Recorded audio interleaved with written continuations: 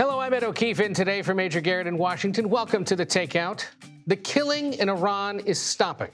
That's what President Trump said today amid reports that tens of thousands may have been killed in anti-government protests in the last 2 weeks. How the president knows this, how the White House found out to a level they were confident enough to say so publicly, and what it means for the ongoing push to oust the Iranian regime remains unclear. We'll try to get some answers to that this hour, but it signals the Iranian government, at least, is in touch with the U.S. and may be heeding the president's warnings, reiterated last night in an interview with CBS News that the country would be hit very hard if Iran continued harming protesters.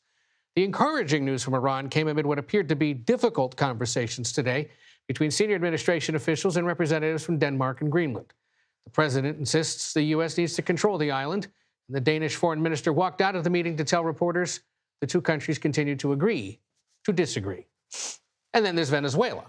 The president turns his attention back there on Thursday when he's set to meet with opposition leader Maria Corina Machado. Still no answers there either about when elections might be held, how the economy in that country gets rebuilt, plenty of big issues. And it's just the 14th day of this new year. There are widespread questions and concerns among the American people about the price of things, the economy overall, concerns about rising health care costs, among other goods and services. But the president remains most urgently focused on foreign affairs, on issues recent polling suggests the American public doesn't agree with him about. So for more on all these global issues, we begin tonight with who else?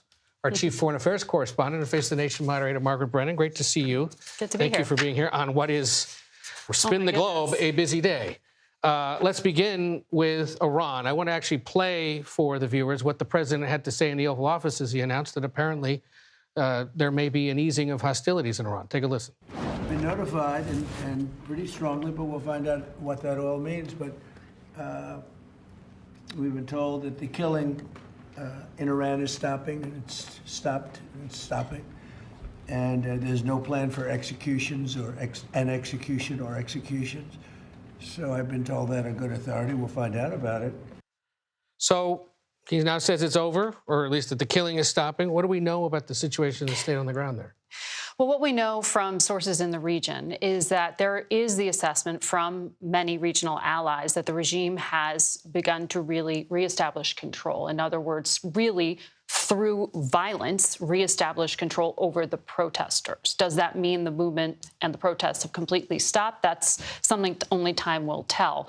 But what the president seemed to be characterizing there, he almost seemed to be saying like the policy had been successful. Right. Tens of thousands of protesters have been killed. Numerous human rights groups detail that. Numerous governments have told us that, to be very clear.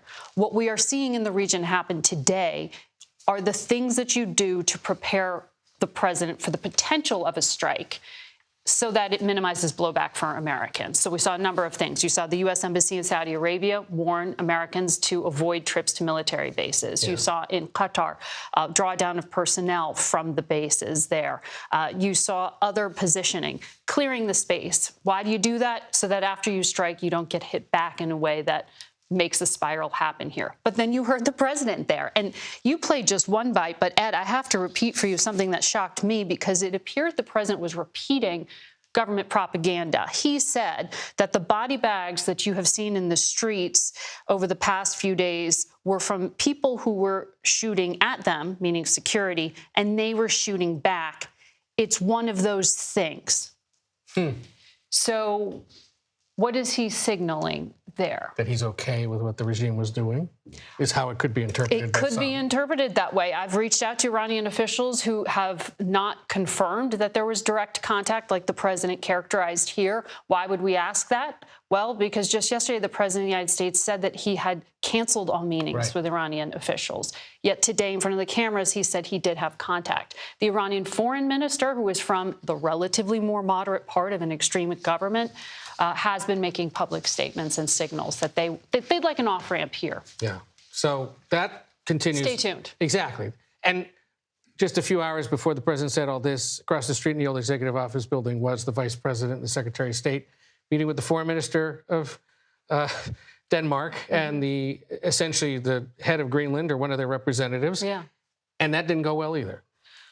Well, I mean, in terms of the outcome in this press conference that was held, our allies in Denmark were trying to lower the temperature and very diplomatically say they didn't come to any agreements. They have a working group and they're going to agree to disagree. Why should you care about this? Well, I got to tell you, from European officials I've spoken to over the past few days, for Americans who dismiss this as just sort of tough talk from the president, it's not received that way by our closest of allies, who say this is yet another fracture in the relationship by speaking so aggressively about an ally, repeatedly so.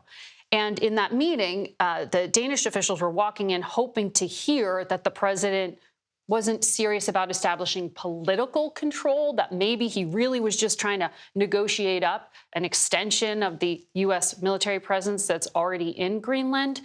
And I didn't hear those officials come out and say, we have been reassured that this was really just about a negotiation. No, it seemed pretty tenuous. The president told the New York Times that he needs ownership, not a lease, for psychological reasons. Yeah. So again, that one, working groups are a signal. It's far from over, and we'll keep talking. Exactly. We're gonna push off a decision here. And then there's talking tomorrow about Venezuela.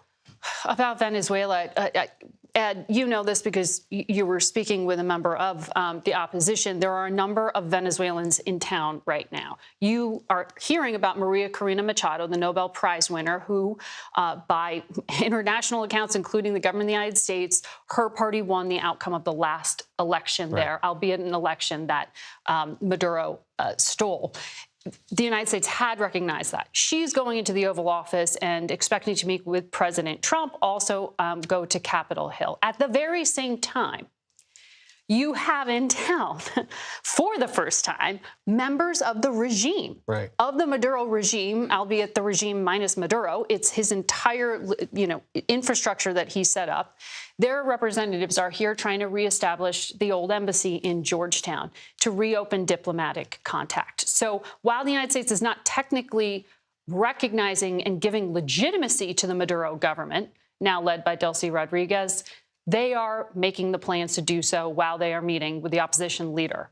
So we're talking to the regime that stole the election from the opposition leader, who will be meeting with the President of the United States tomorrow. And by the way, he spoke with the interim president, Delcy Rodriguez, yes, today. And the president said it went really well. So she said apparently productive and courteous. So this is this policy of the attempt here, they say, is to coerce Delcy Rodriguez and her government to do business, to open up, and to eventually transition to a democratic election.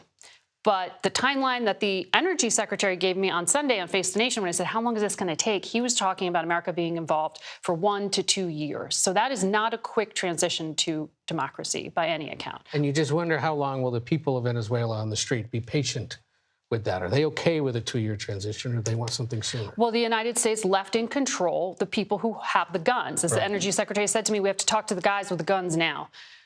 The guy who controls the guns, Diosdado Cabello, is the interior minister, who is a threat to Delcy Rodriguez, who is the president, because he has the guns. So that is the sort of spoiler that a lot of experts are saying to me. You got to watch this guy, who is indicted by the United States, has a $25 million bounty on his head. I think it's still there, because they haven't told us it isn't. Because he could disrupt the American plans.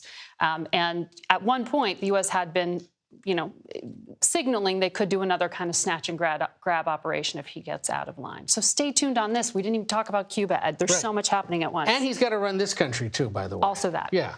Busy guy, that president is. And thank you for helping break it down, Margaret Brennan. Good to see you.